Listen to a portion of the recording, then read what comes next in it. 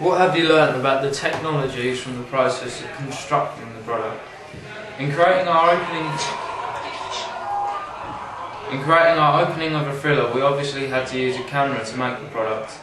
In using the camera, we'll be able to notice things that would hinder us in the process of making our opening sequence. Right, as you can see right now, this is on camera, and the battery life on this camera is quite poor. It's currently on charge right now, completely flat when we picked it up. So when we went out before we were shooting, we'd have to make sure it had been on charge for a good few hours before we took it out and it's on full battery life. Also, the resolution of the image is not quite that clear. As you can see, it's not professional quality, but we'd have to manage with it. Due to the fact it's being a school camera, yeah, it's not top quality. It's not at all. And the zoom, if we look, as soon as we start using the zoom, it starts pixelating quite a bit, like that. Right. Also, the sound quality, it's a bit muffled. If I wasn't talking completely clearly, you wouldn't be able to understand what I was saying. And you have to use tapes, as there's no hard drive disc and you can't record to the camera. That was difficult because it was harder to connect it to the computer, as in with a memory stick or hard drive. It's very easily and compatible with the computer. We had to use a camera dock to actually connect it to the computer. Also, with the battery life, if we found ourselves in a situation where we'd lost all our battery, there was nowhere, was there? No. In the house. There were no plugs anyway. Because we're in the middle of nowhere in Doddington.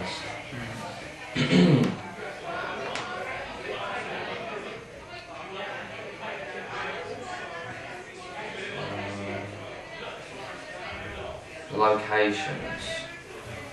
Alright, so first off we had to film in school, and this was extremely awkward as we had the problems of the kids at lunchtime. As you can hear right now, quite. We had them going on in the background. You could only just see them where the blinds weren't completely shut in the psychiatrist thing.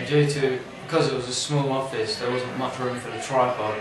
We had to move all the equipment, like the chairs, the desk, out of the room and into the corridor.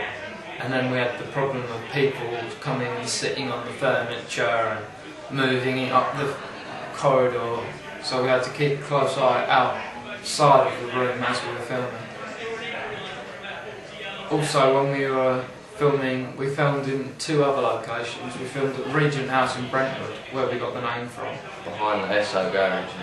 But we never used the footage because we thought if we carried on the film it would have crippled us.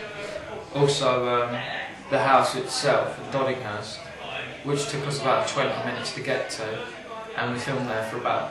We didn't have any directions, we weren't clear, we were like, oh, where is this place? We went past it several times before realising that was the actual location we were looking for. We filmed there for about 2 hours, and we were quite lucky with the camera because we had to keep turning it on and off, and the tripod was very rickety as there wasn't steady flooring and floorboards were falling, etc. We did have quite a few problems during our filming, as in the first shot of us walking out of the house, we had a massive yellow JCB digger in the way, so we had to rearrange the shot in order to get the JCB out of the frame of the camera.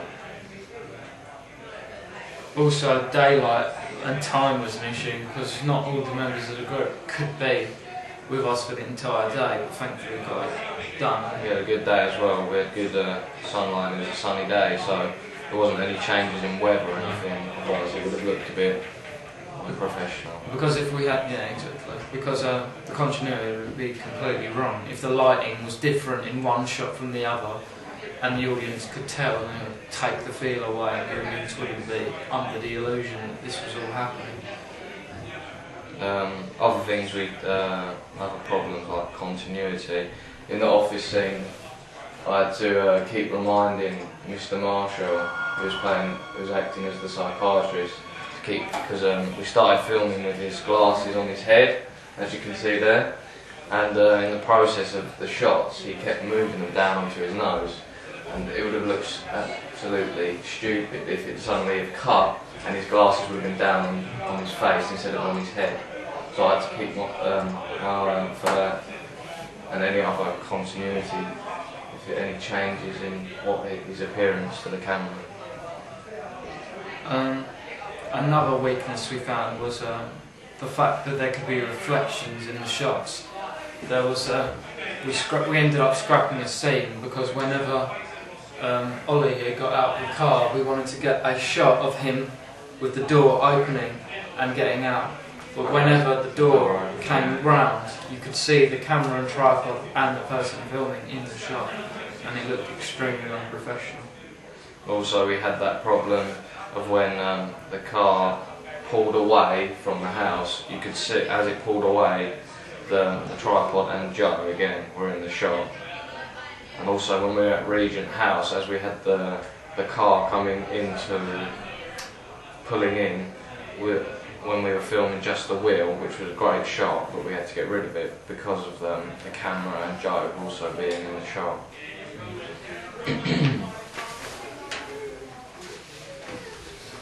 Also, Ollie has a story to tell because the roads are quite dangerous with the equipment, because on the shot with the tripod we had Joe standing on a mound of dirt on the other side of the road, and this was obviously, with the tripod and camera, but this was obviously distracting to other drivers. Yeah, we were causing a huge distraction with us wearing masks and carrying weapons such as a samurai sword, a wrench and a hammer. So people would be driving dangerously, but we needed to keep the camera there to get the shot to make it. So we had all the members of the public just like staring at us instead of watching the road. And then after we'd filmed a shot of my dad in the Porsche pulling away, he came on the other side of the road,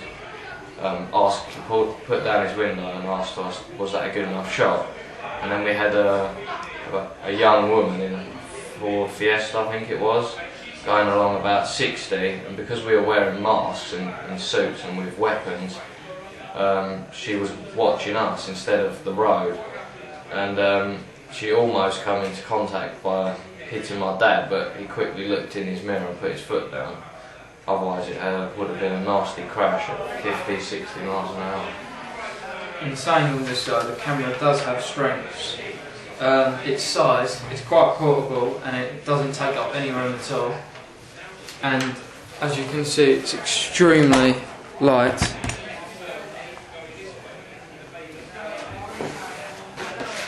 It's also very easily transported, as in Peter had it in a small bag that he was able to carry with minimum effort everywhere we went.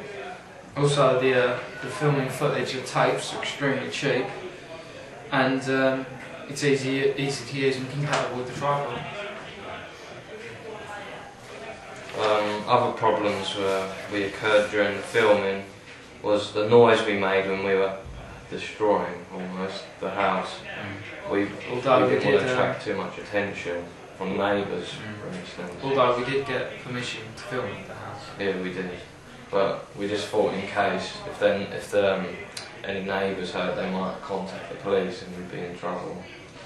We could have used different new equipment that I had bought myself, being Sony Vegas and Adobe After Effects, but due to the camera being on tape and I'm not having a Pinnacle port, there would have been no secure way of getting the footage onto. Also, we found that the software was very confusing. Yeah. It would take hours and hours to learn how to use it, even though it would have looked a lot better. But we didn't find that we needed to use any special effects of any sort for it at all, really. Also, it would have taken up about double the time, maybe longer, to learn how to use it and then learn how to use all the editing to actually finish the product. I'm Peter McLaughlin. And I'm Oliver Fitch.